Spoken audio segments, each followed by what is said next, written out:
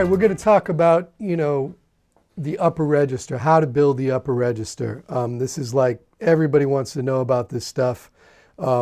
Just for a little background, when I came up, really up until the time I got out of college, I really was focusing on being a jazz player. And right when I got out of college, I got the gig with Blood, Sweat, and Tears, and the guy that was supposed to play lead decided not to do it because he got the gig with Sinatra. So they asked me to move up and play lead. And all of a sudden I'm like, huh? I didn't have any chops to do this. So I pestered John Faddis for a long time and got some lessons from him. And I had been studying with Carmine Caruso and trying to just formulate how to go about getting this register happening. Because high notes for a lead player, it's a different scenario than high notes as far as blowing. Because if I'm blowing, I can decide to play in the upper register or I can decide not to. And I can also decide how I want to get up there and how I want to get back down. But if you're playing lead, you basically have to do what the music says.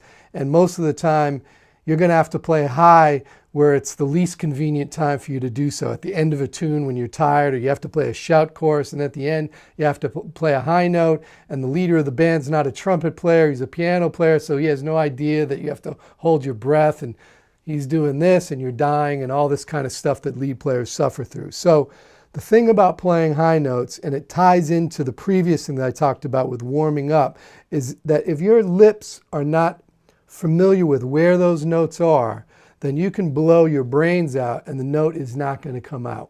So your lips have to know where those notes are.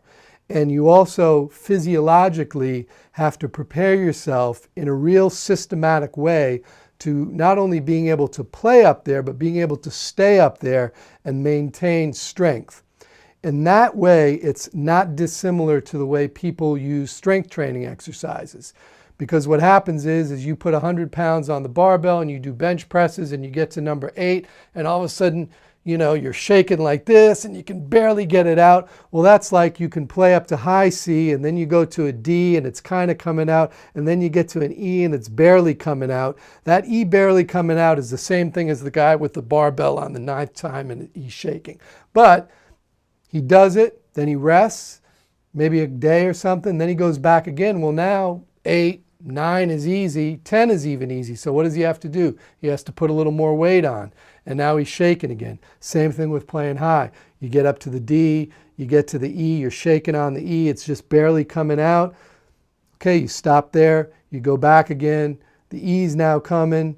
Now you go to the F and you move it up systematically. What John Faddis gave me to do is real simple. It's just triads. It's just a half note on the root, a half note on the 3rd, and a whole note on the 5th. And you're just going up chromatically. And you're crescendoing through. So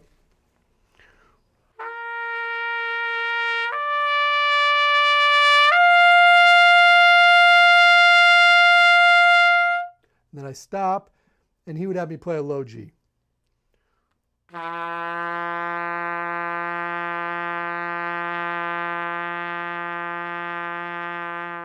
Now I'm remembering that feel of that low G now.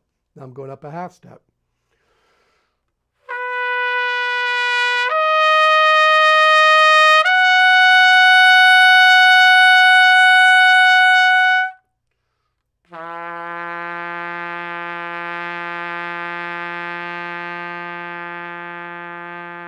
Etc., etc. I'm going to keep on going. I'm going to kind of skip up a little ways so I don't bore these guys with going up by half steps. So now I'm up to G.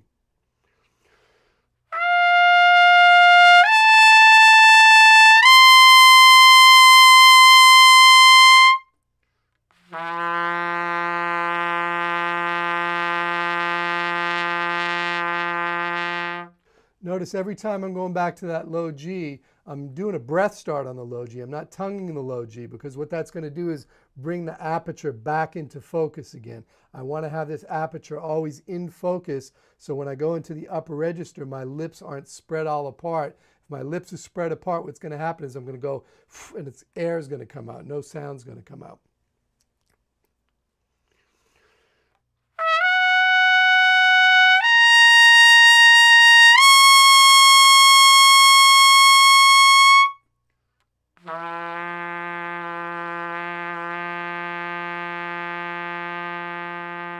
Now what'll start to happen is that low G is going to start sounding a little ratty the more I start going into the extreme upper register. So what I may do is I may want to play that low G a few times and get the feeling of the sound being centered again. And then you just keep going up by half steps. Now when you get to the point where you can't go any higher, stop there. Just stop there. And then you're done for the day. Then do some pedal tones or something, or some Clark 1 to loosen things back up again. And that's it. Leave it alone. It's just like lifting weights or doing push-ups. You do as many as you can do. When you get to the point where you're shaking, you try and finish that one. Maybe go for another one. I can't get it. You fall on your face. You're done for the day. Then rest.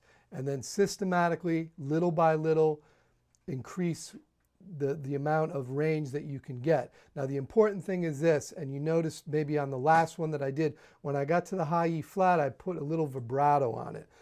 The reason why I like to do that is because I want to always try and make these things musical, especially in the upper register.